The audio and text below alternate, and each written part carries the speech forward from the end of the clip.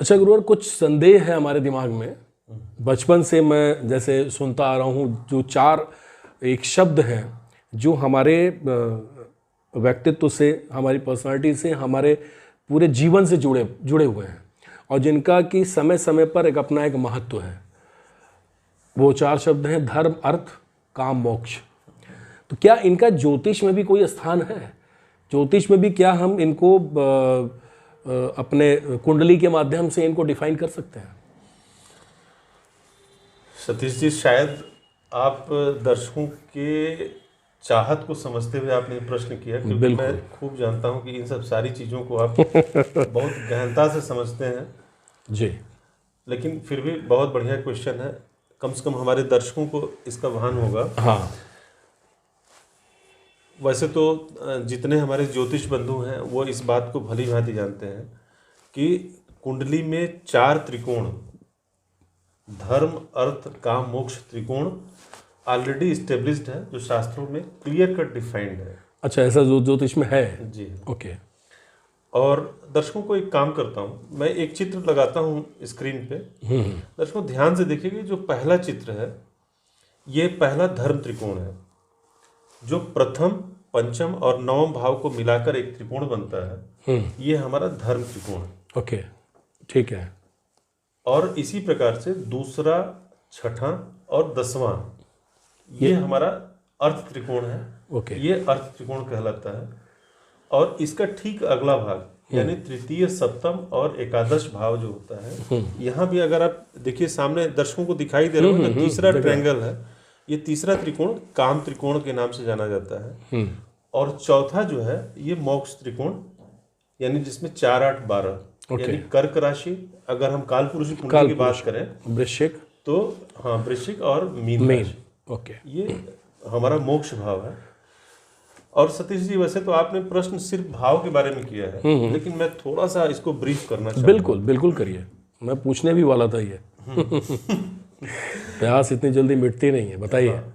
देखिए, ऐसा है कि जब हम अपने फलित की, स्पेशली जब ज्योतिष के फलित पार्ट पे जाते हैं, तो हमको इस बात का पूरा भान होना चाहिए कि कौन सी राशि और कौन सा ग्रह किस त्रिकोण में आ रहा है। मैं अब यहाँ पर मैं तात्कालिक कुंडली की बात कर रहा हूँ। ओके।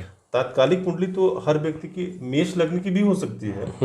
जो काल पुरुष कुंडली है वो भी किसी की अपनी निजी कुंडली हो सकती है। बिल्कुल बिल्कुल। लेकिन मेष से लेकर मीन लग्न तक की कुंडलियां बन सकती हैं। जो 12 राशियां लग्न में आ सकती हैं, तो 12 प्रकार की कुंडलियां बनेंगी अगर हम राशियों की बात करें तो।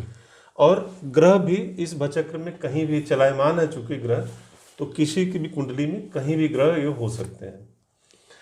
तो जब हम फलित करते हैं तो हमको सबसे पहला तो चंद्रमा को देखना चाहिए कि आपका चंद्रमा, चूंकि चंद्रमा मस्तिष्क का कारक ग्रह है, तो आपका इनमें से धर्म त्रिकोण में है चंद्रमा, या अर्थ त्रिकोण में है, या काम त्रिकोण में है, या मोक्ष त्रिकोण में है। क्योंकि उसी के अनुसार किसी भी व्यक्ति की मानसिकता उस प्रकार की हो जाती है जिस जगह पे चंद्रमा, यानी जिस त्रिकोण में चंद्रमा होता है। और मैं फिर से रिपीट करना चाहूंगा कि चंद्रमा की बात हम स्पेशली इसलिए कर रहे हैं कि चंद्रमा ही हमारे मस्तिष्क को रिप्रेजेंट करता है। ओके।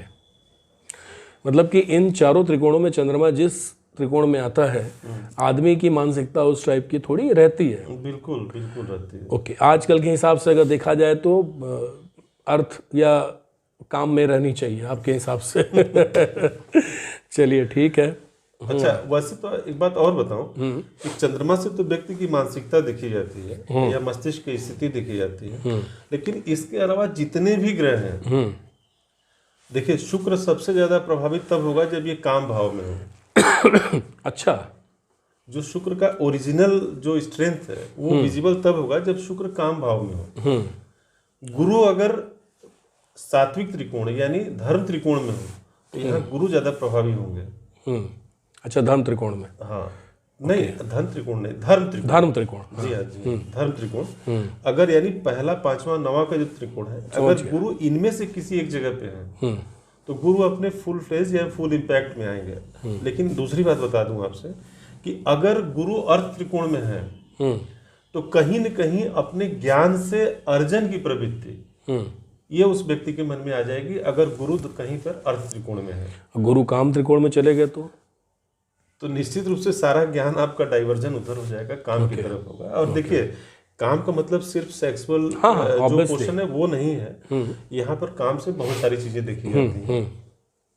तो काम त्रिकोण का मतलब सिर्फ जो धर्म, काम का मतलब सिर्फ वासना से ही नहीं है। यहाँ पर काम का मतलब आपके जो रूटीन वर्क्स हैं उसमें भी अगर काम त्रिकोण में कहीं पर चंद्रमा या कोई भी ग्रह है तो आदमी उस क्षेत्र में उसका डाइवर्जन या मन ज्यादा लगता है। और मोक्ष की बात बता दूं आपसे कि मोक्ष का मतलब होता है कि जैसे आदमी के अंदर उस पर्टिकुलर चीज के प्रति त्याग का भाव आएगा जहां पर मोक्ष त्रिकोण स्टेब्लिश हो रहा है, या जो राशि मोक्ष त्रिकोण में आ रही है, या जो भी ग्रह मोक्ष त्रिकोण में है। यदि चंद्रमा मोक्ष त्रिकोण में आ जाए तो आदमी बहुत त्यागी प्रवृत्ति का हो जाता है।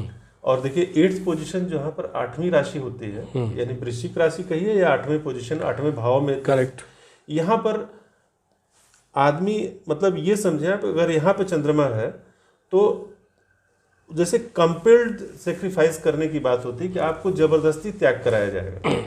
अन्यथा 4th भाव में या 12th भाव में है तो वहां स्वतः त्याग की प्रवृत्ति आ जाती है कि चंद्रमा यहाँ पे है, वहां पे जबरन त्याग कराना पड़ेगा। 8th हाउस में इसको कि खाने का मन है और कोई पकड़ के लाके थाली छीन लिया, छोड़ दीजिए, नहीं इसको छोड़ दीजिए, मत खाइए, तो वो वाली हाल हो गई जी। और इसी प्रकार से आप ना जो भी ग्रह जिस त्रिकोण में आता है, जब भी आप फलित करते हैं या फलित की बात सोचते हैं तो इस बात का जरूर ध्यान रखें कि आपका ये ग्रह किस त्रिकोण में आता है। ओके, ठीक है। ये तो बड़ा ही ज़बरदस्त, और ये हमारे ख्याल से मैंने आपसे बड़ा ही छोटा क्वेश्चन किया था, लेकिन आपने उसको बड़े डिटेल में बताया। एक आध दो क्वेश्चन और हैं, अगर आपकी अनुमति हो तो मैं आपसे करूं।